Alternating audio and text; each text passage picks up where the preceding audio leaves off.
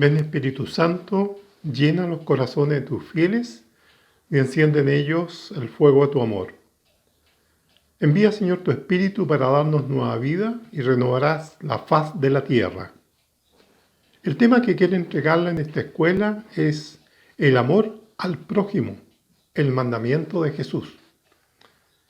Inicio esta presentación tomando un texto de Mateo 22. Uno de ellos, un maestro de la ley, trató de ponerlo en apuros con esta pregunta. Maestro, ¿cuál es el mandamiento más importante de la ley? Jesús respondió, amarás al Señor tu Dios con todo tu corazón, con toda tu alma y con toda tu mente. Este es el primero y el más importante de los mandamientos. Pero hay otro semejante a este. Amarás a tu prójimo como a ti mismo. Toda la ley y los profetas se fundamentan en estos dos mandamientos. En el Evangelio de Juan, donde Cristo dice que sus seguidores deben guardar mis mandamientos, ¿acaso con ello elimina los 10 mandamientos de Moisés? Claramente no. Y es así que podemos concluir que Cristo vino para librarnos de los restrictivos mandatos del antiguo pacto y los reemplazó como en el sencillo mandamiento del amor. Hay una sabiduría en ello muy particular a mi opinión. Los mandamientos del Antiguo Testamento, en los 3 primeros, se expresa el amor a Dios y en los 7 restantes el amor al prójimo.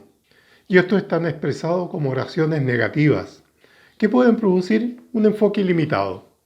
No así lo que indica Jesús, que se expresa de manera positiva y bastante más amplia por los alcances que tiene el amor.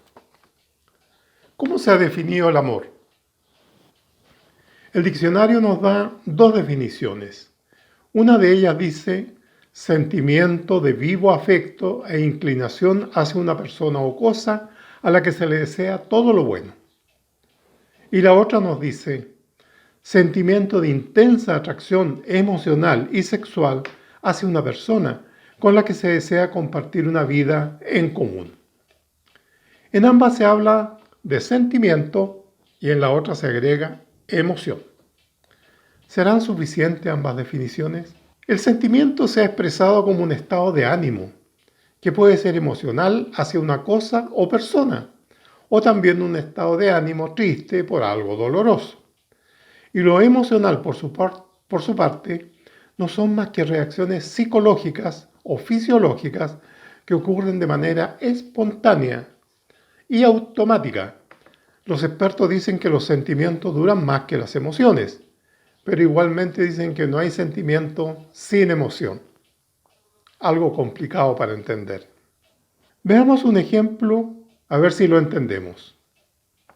Si estamos viendo una película, una teleserie o escuchando música, podemos tener fuertes emociones. Se nos pueden poner los pelos de punta o sacar lágrimas, pero desaparecerá la emoción cuando salgamos del tema y pasemos a realizar algo cotidiano. Y es probable que hasta se nos olvide aquello que nos produjo emoción. La emoción, en consecuencia, es transitoria. El sentimiento, entonces, tiene una duración mayor que una emoción. Y estos sentimientos pueden ser negativos, como la tristeza, el miedo, la hostilidad, la frustración, la ira, la desesperanza, la culpa, los celos, pero también pueden ser positivos, como la felicidad, el humor, la alegría, la gratitud, la esperanza y el amor.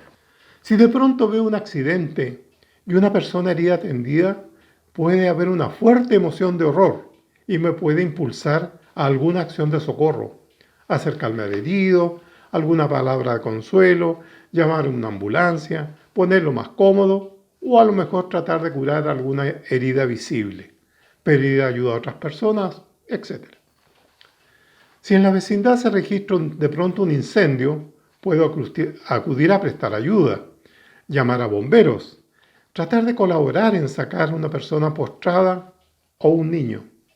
Y después de controlado el siniestro, ver si hay alguna ayuda social, ubicación de los residentes, etc. En estos 2 ejemplos y en muchos otros casos que lo cotidiano nos ofrece, actúan fuertes emociones que nos impulsan a ayudar al prójimo. Esto lo he observado en personas y seguramente ustedes también, con distintas motivaciones y siguiendo impulsos muy básicos. Hay infinitos ejemplos de personas comunes y corrientes que adquieren categoría de héroes en circunstancias semejantes.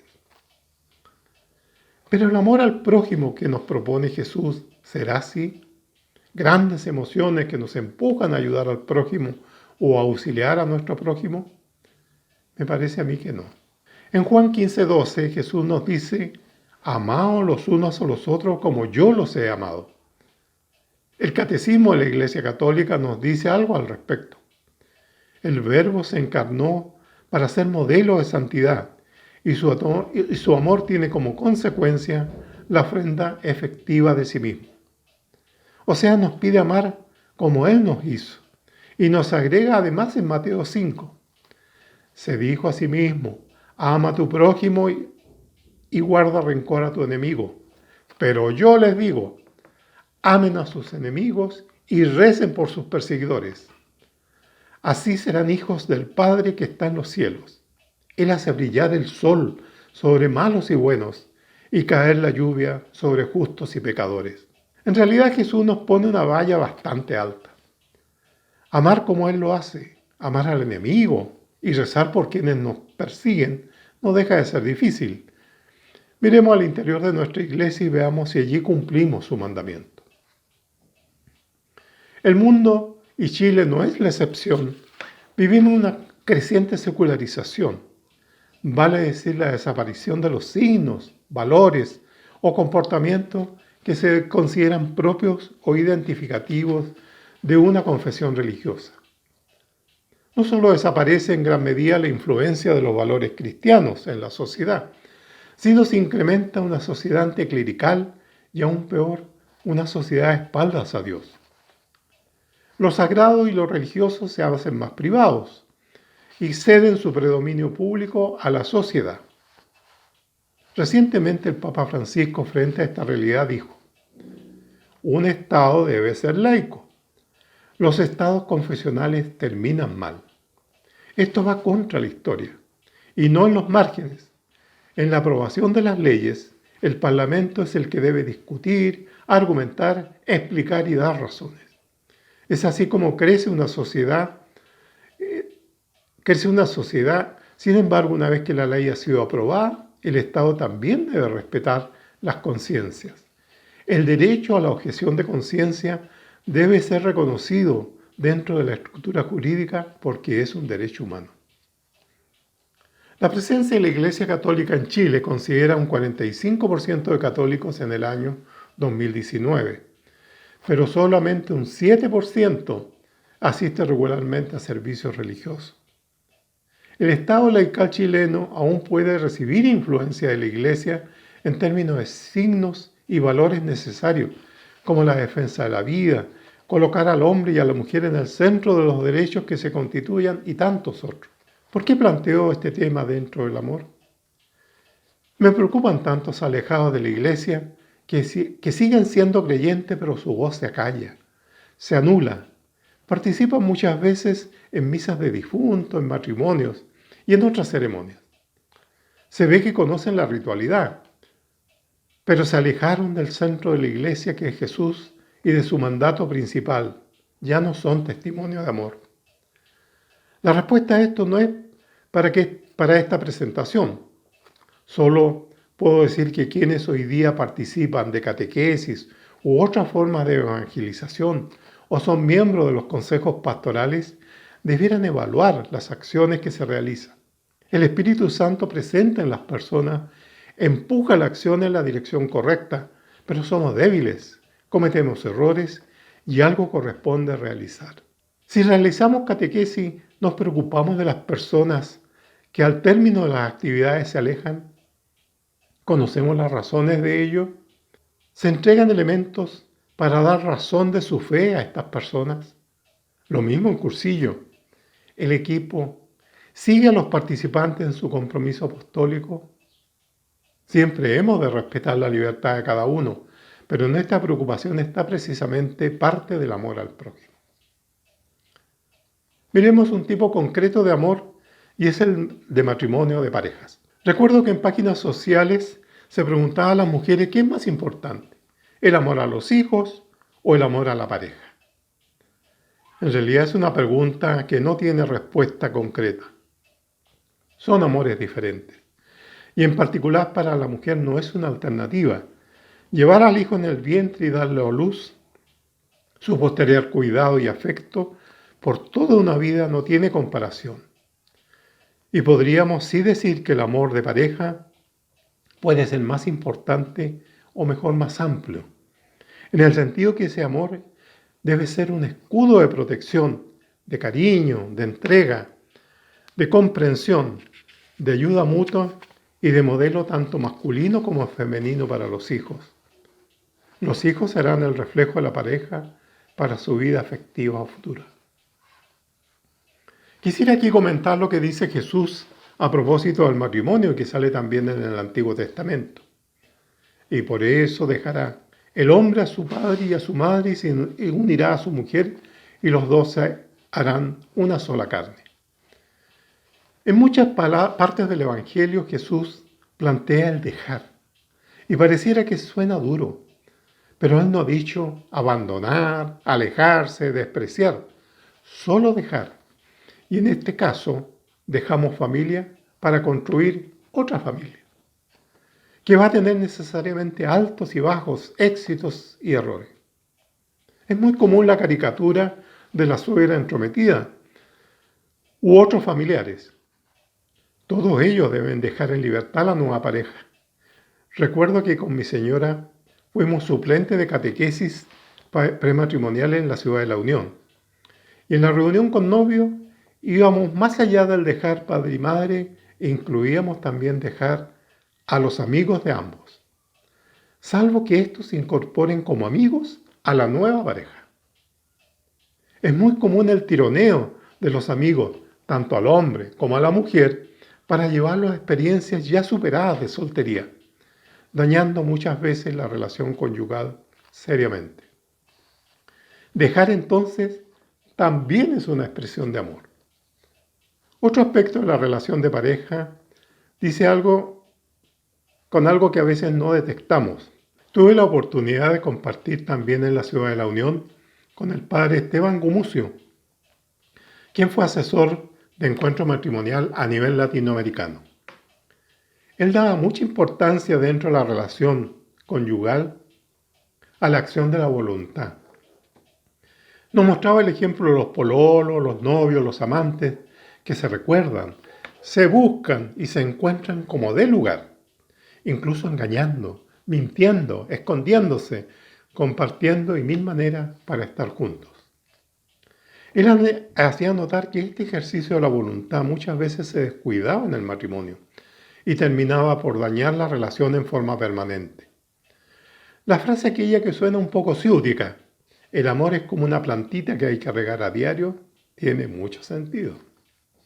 Al hablar del matrimonio vemos también la importancia de la familia nuclear en el desarrollo de ambos cónyuges y de los hijos.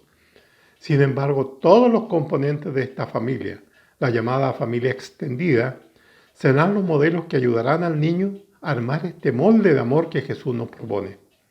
Uno no escoge a la familia, la recibimos, desde los hermanos, los primos, tíos, abuelos e incluso aquellos que sin lazos de sangre se incorporan a ella.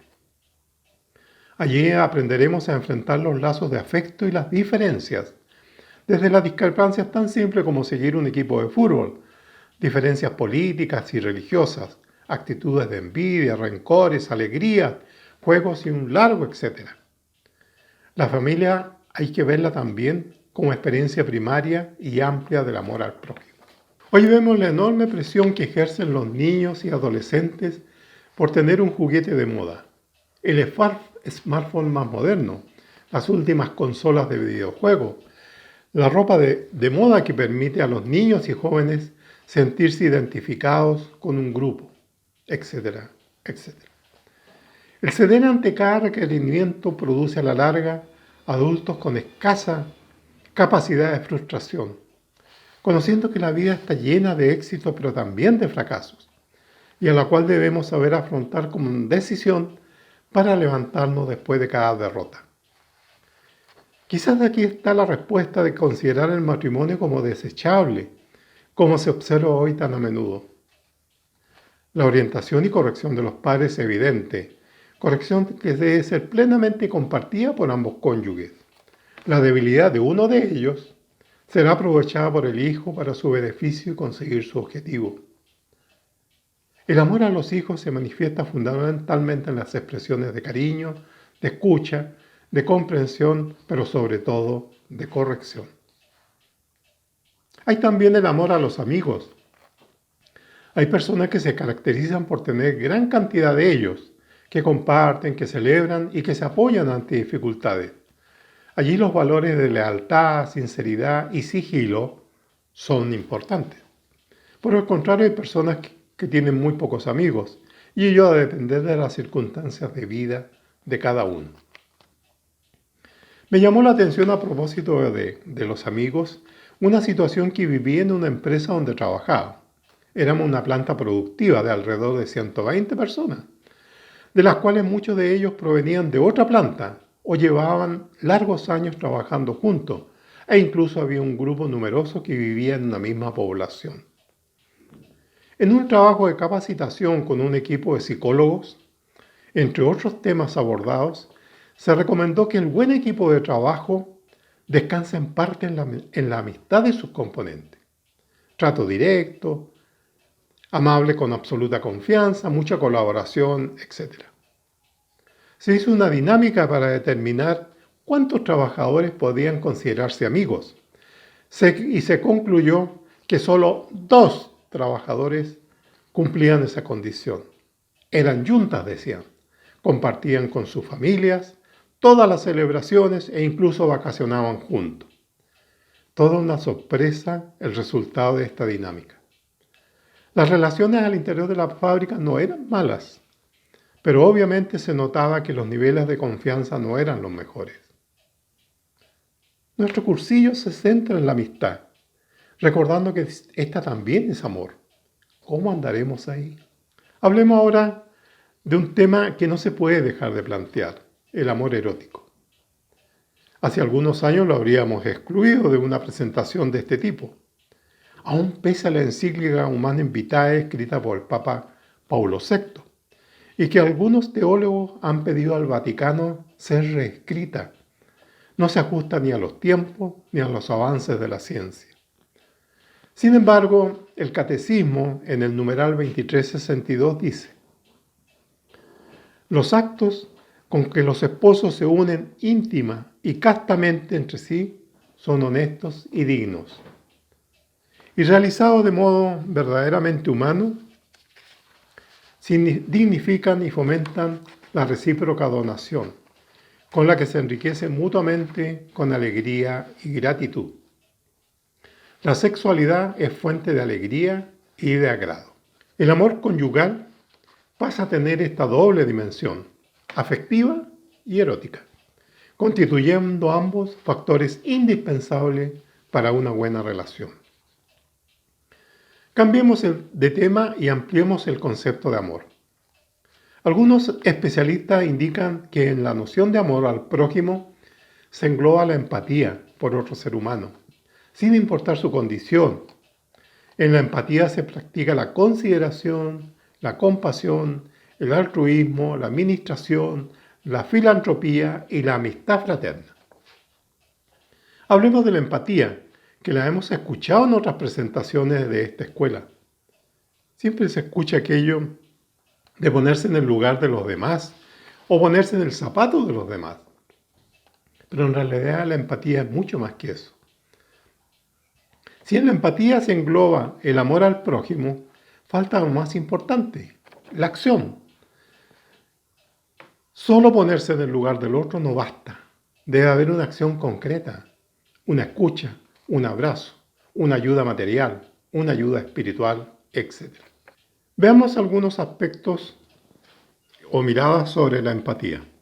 Según la psicología, la empatía es la capacidad psicológica o cognitiva de sentir o percibir lo que otra persona sentiría si estuviera en la misma situación vivida por esa persona. Ahora bien, la empatía como un valor nos dice, la empatía puede ser vista como un valor positivo que permite a un individuo relacionarse con las demás personas con facilidad y agrado, siendo importante el relacionamiento con los otros para mantener un equilibrio en su estado emocional de vida. Por otro lado, la empatía permite a una persona comprender, ayudar y motivar a otra persona que atraviesa por un mal momento, logrando una mayor colaboración y entendimiento entre los individuos que constituyen una sociedad. Es importante comprender la diferencia entre empatía y asertividad. A veces confundimos esta última, la asertividad, pensando que somos asertivos si decimos que pensamos lo que pensamos en cualquier lugar o circunstancia, y ello precisamente puede impedir ser empático. Definamos bien qué es ser asertivo. Es expresar en el momento preciso y propicio y de manera apropiada las ideas y sensaciones tanto positivas como negativas en relación a una situación. Por lo tanto, la empatía y la asertividad son habilidades de la comunicación que permite una mejor adaptación social a pesar de que ambas habilidades presentan diferencias. El individuo asertivo defiende sus propias convicciones. En cambio, el individuo empático entiende las convicciones de las demás personas.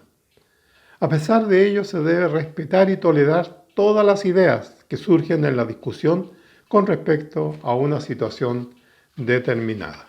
En la empatía podemos aplicar aquello que nos dice el rollo Estudio y Animación Cristiano de los Ambientes. ¿Cuál es? El ver, juzgar y actuar. Aun cuando en el rollo la propuesta refiere este método al ambiente, la misma Iglesia recomienda aplicar a la persona o al grupo de personas. En escuelas anteriores ya vimos el método, pero recordemos nuevamente un poco resumido. Primero, que nos dice el ver. Propone un hecho de vida con el fin de descubrir actitudes y modos de pensar y valores y comportamiento. Se buscan las causas y se analizan las consecuencias que pueden tener en las personas, en las comunidades, en las organizaciones sociales. El 2. ¿Qué nos dice el juzgar? Se propone tomar posición frente al hecho analizado, explicitar el sentido que descubre la fe, la experiencia de Dios, y se trata de un discernimiento. ¿Y qué nos dice el tercero? El actuar.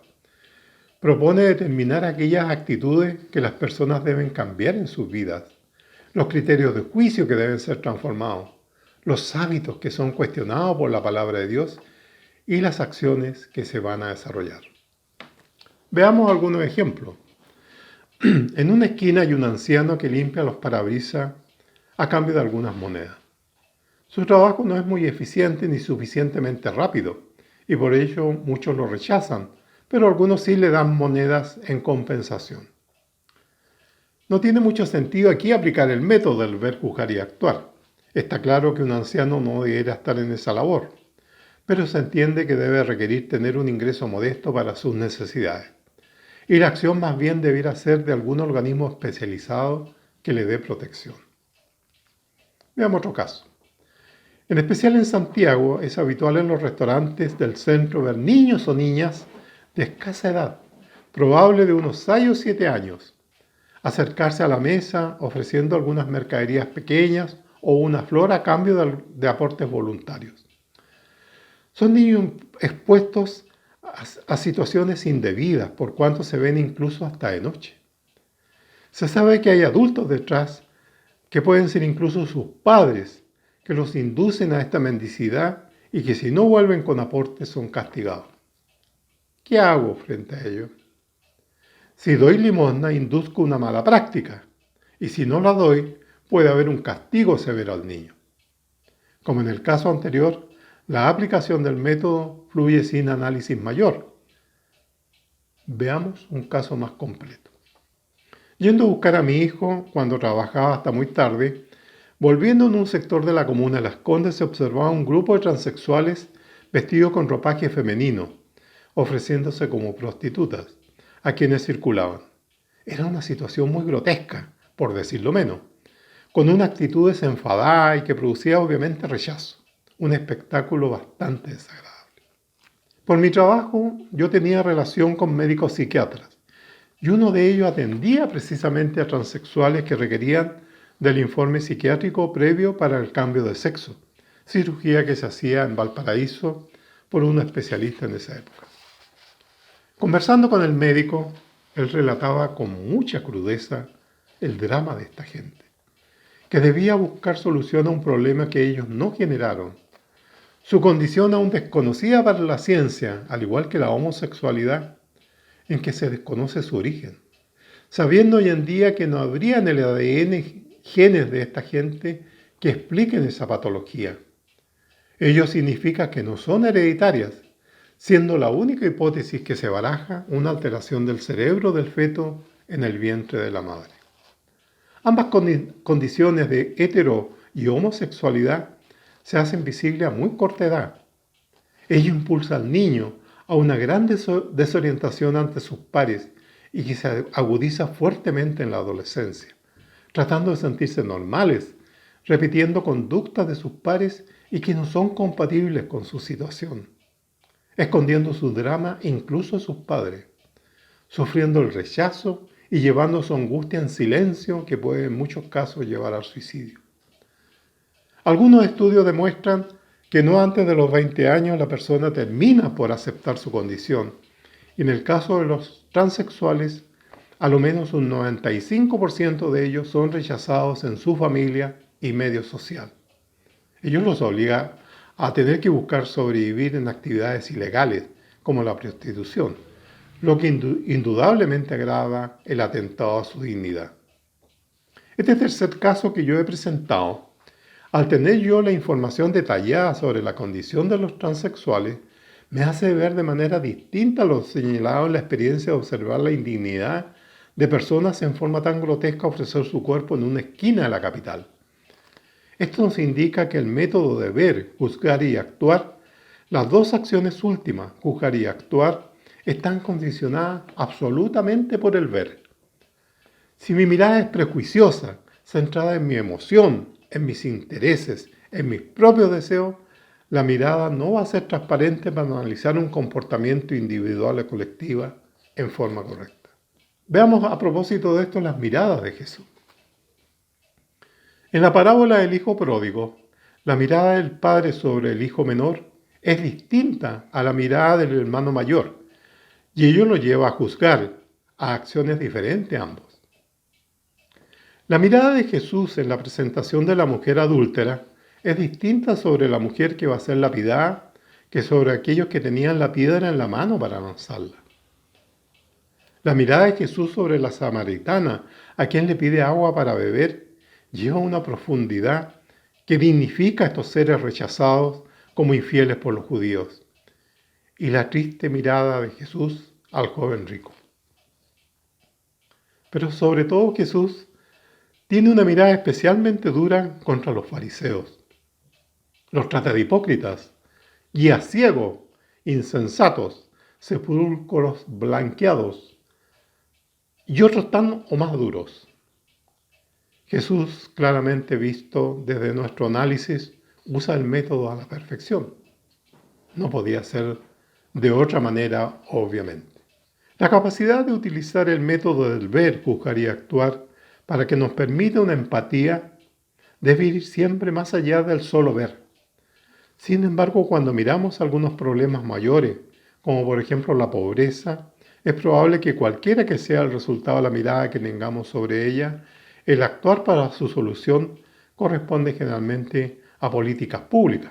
Su solución supera nuestra capacidad de actuar. Tan solo es algún paliativo frente a una situación concreta.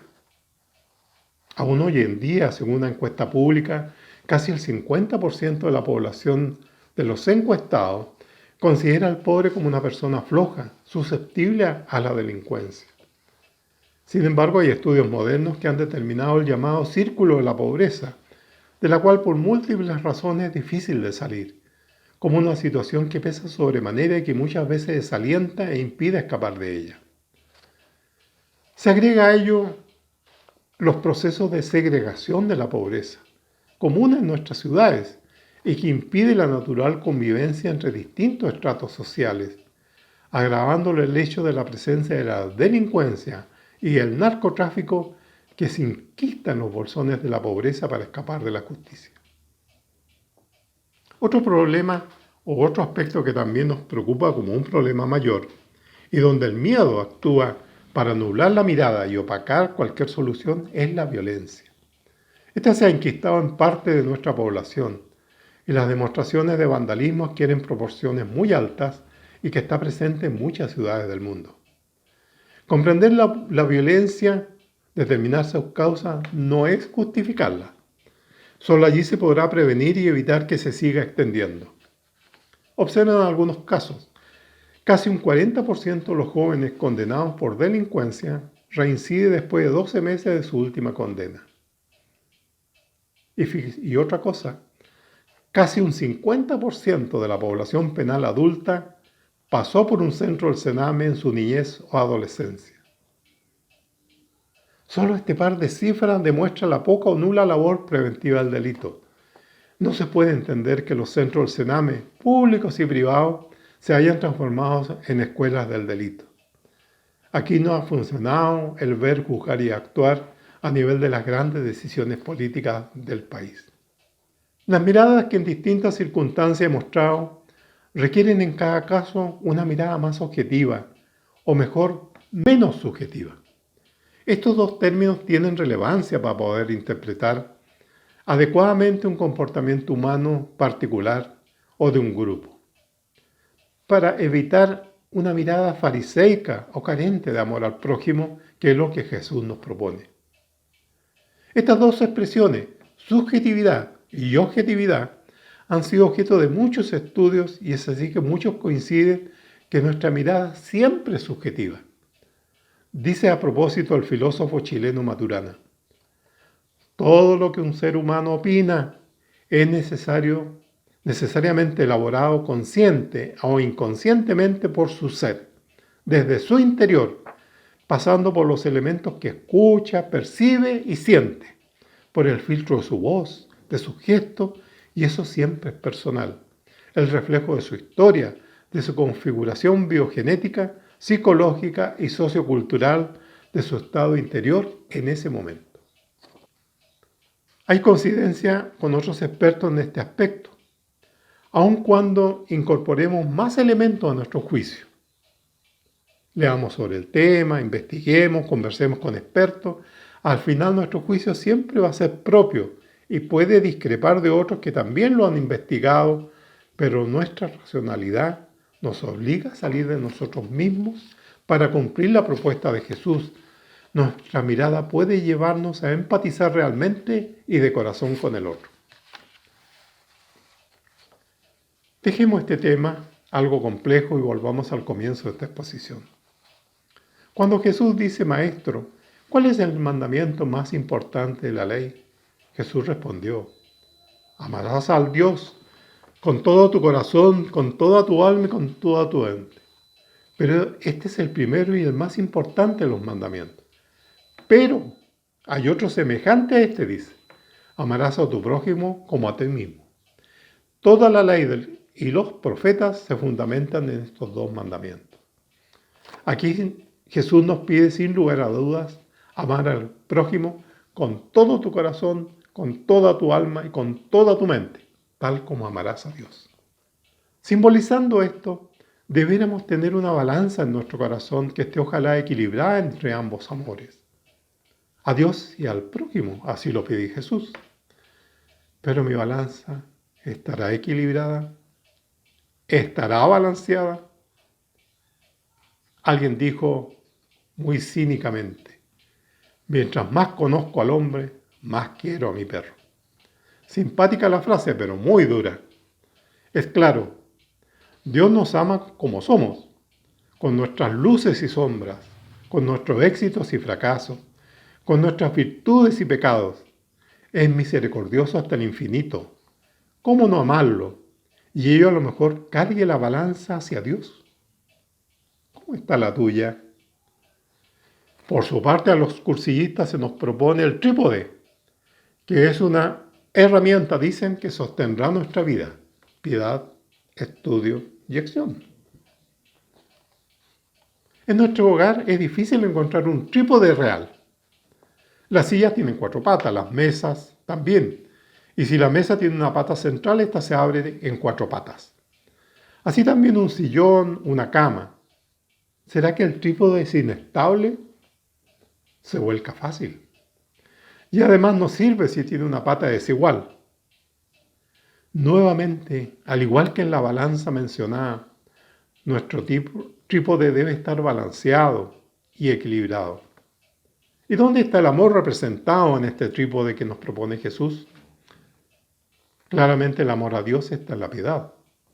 Y el amor al prójimo está en la acción. Y al centro el estudio, que sirve a ambas patitas. Conocer a Dios cada día más y al prójimo en sus debilidades y su fortaleza, sus errores y sus aciertos, sin olvidar nunca que arrastramos el pecado original. Y al igual que en el punto anterior, debemos preguntarnos si está equilibrado nuestro trípode. Y si no lo está, ¿para dónde se inclina? Recuerda el rollo de piedad. Si se inclina hacia Dios, podemos caer en la beatería, ser rutinarios o fariseos. Y si se inclina hacia el otro lado, un probable activista social de espaldas a Dios. No olvidar nunca que la cruz de Jesús nos muestra en ambos maderos, el vertical y el horizontal, ambos amores: a Dios y al prójimo. De colores, hermanos.